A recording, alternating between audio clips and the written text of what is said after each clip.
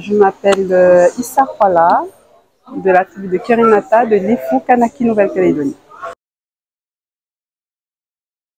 Le déclic, on va dire que je l'ai eu depuis toute petite. J'écrivais déjà.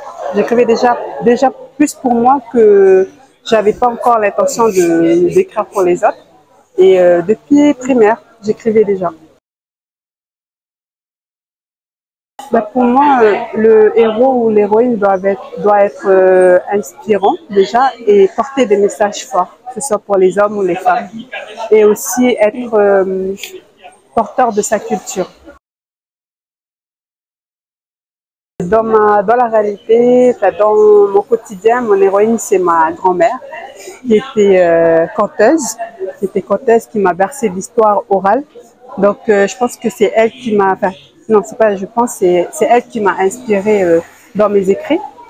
Et ensuite, comme écrivain dans la littérature, j'aime beaucoup l'écrivain maori Witi Ihimara.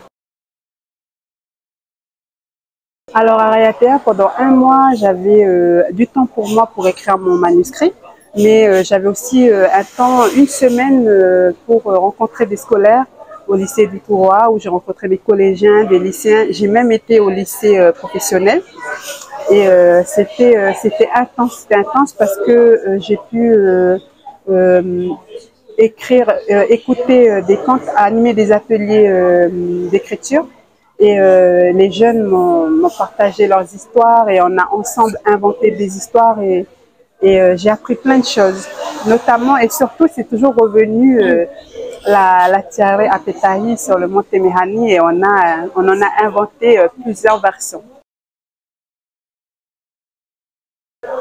Oui, ce thème, il est inspirant parce que dans notre vie, on a toujours des gens qui nous inspirent, des héros ou des héroïnes, que ce soit dans les légendes, mais aussi dans la réalité.